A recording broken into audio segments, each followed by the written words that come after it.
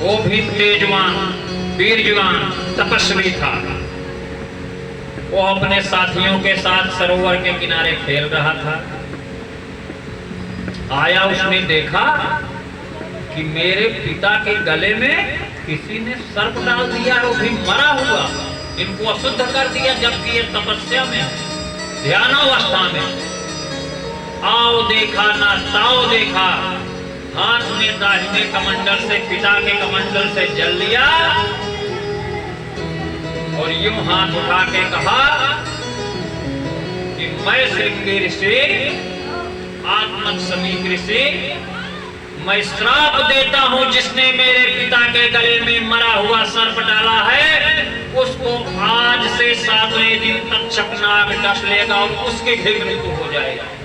इतना कह के शर्मा जी जैसे ही जल छोड़ता, इतने में समीक महाराज की ध्यानावस्था से आंख खुल जाता। बोले, अरे बेटा ये तूने क्या किया, बहुत गलत किया। बोले, पिताजी आपके गले में किसी ने मरा हुआ सर्प डाल दिया। बोले, बेटे वो चक्रवर्ती सम्राट महाराज परीक्षित जी थे जिन्होंने ऐसा किया था, और उन्होंने अपने मन से नहीं किया, तो गो ब्राह्मण पृथ्वी सबकी रक्षा करने वाले, उनके ऊपर कलिकाल सवार था, कलिकाल ने ऐसा करवाया है, उनको श्राप दे के तूने बहुत गलत किया। अब इस पृथ्वी पर अत्याचार फैल जाएगा, अनाचार होगा, पाप कर्म बढ़ेंगे। श्रृंगी ऋषि ने कहा, पिताश्री, जो होना था वो हो। बोले, हम तो बस तत्काल आए देखे, तो हम यही सोच के श्राप दे डाले, अवश्य में हो भोक्तव्यम कृतम कर्म शुभाशुभम, जैसा शुभ शुभ कर्म किए हो उसका फल भोग। लेकिन देखिए समीक ऋषि की उदारता, उन्होंने अपने शिष्यों के साथ में राजा परीक्षित जी को संदेशा भिजवा दिया कि भैया अनजाने में मेरे पुत्र ने आपको श्रापित कर दिया है, 7 दिन का आपके पास समय है, उस समय का सही सही ढंग से सदुपयोग कर सको तो कर लो। अब राजा परीक्षित सुने तो मुकुट तो सिर से उतार लिए हैं। शर्मा जी नीदावत यह का हो, महाराज बोलिए आनंद कंद भगवान के, आनंद छवि घन श्यामा, आनंद छवि घन श्यामा, बोलो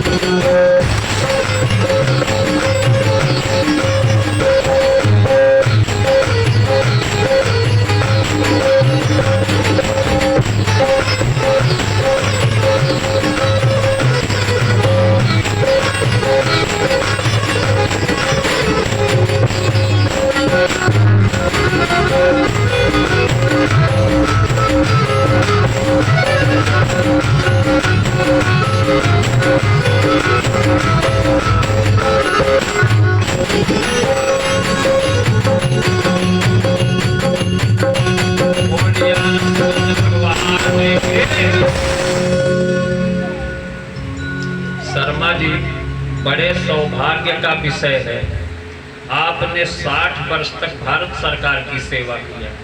अब कुछ समय आपके पास जो शेष बचा है, सांवले सरकार की सेवा करते। ऐसा ये बार बार मौका नहीं मिलेगा। आपके ऊपर आपके पितरों की अगाध कृपा है जो आज आप इस कार्य को करने के लिए तत्पर बैठे हो। अगर यह एक क्षण का समय चूक जाएगा, छूट जाएगा, तो किसी काम के नहीं। और वो इसे कथा उठा में सब होता है, निद्रा हमारे जो पाप होते हैं पूर्व जन्म के, वो निद्रा के रूप में आया करते हैं। वो कहते हैं सो जाओ, मत सुनो मत सुनो मत सुनो। अगर आप ध्यान से सुन लोगे तो पाप जला नहीं जाएगा आपके। और कथा में 3 लोग आते हैं, श्रोता, सोता, सरौता। श्रोता जो आएंगे वो ध्यान पूर्वक पूरी कथा सुन के जाएंगे, वो श्रोता। और सोता दोपहर तक खेत में काम किए, चुप मार के आए, औरत ने कहा जाओ फलाने के यहाँ कथा हो रही है, बड़े बड़े सो रहे हो, जाके वहीं सो जाओ। कुछ दुकान में पड़ेगा 2-4 तक, तो आके अपना बोरिया बिस्तर वहां लगा देते। और तीसरे जो बचे सरौता, सरौता का काम है काटना। बगल में बैठे हुए आदमी को जो सुन रहा का हो, अरे यार कल सिंधोरा बाजार गए, एक झगड़ा हो गया, पान खाते रहे, इलायची नहीं डाले, सुकरी यहाँ मिठाई की 25 ग्राम कम दे दे। ना खुद सुनेगा ना दूसरों को सुनने देगा, वो है सरौता, वो काटते हैं। तो भैया सोता और सरौता मत बनो, श्रोता बनकर कथा सुनो। बोली आनंद कंद भगवान के। अब राजा परीक्षित जी को पता लग गई कि 7वें दिन हमारी कहानी खत्म है, अब हमको बचाने वाला इस धरती पे कोई नहीं। करेंगे चूंकि ना गुरुमुख हुए हैं, ना कोई ज्ञान मिला, तो मुक्ति कैसे होगी? जवान है, मरेंगे तो धुंधकारी के जैसे प्रेत योनि में जाएंगे। सर्वप्रथम उन्होंने बड़े बड़े ऋषियों से संपर्क किया, उनकी एक आवाज पर सारे ऋषि इकट्ठा हुए। इतने चक्रवर्ती नरेश थे, इतने धर्मात्मा थे। जब ऋषियों से कहा कि मान्यवर हमारे मुक्ति का कोई साधन बताइए, तो किसी ने बताया 1.25 लाख महामृत्युंजय का जप करवा लो, किसी भी प्रकार की अकाल मृत्यु को टाला जा सकता है। बोले अच्छा। किसी ने कहा आप 1000 वर्ष तक तपस्या कर लो। बोले अच्छा।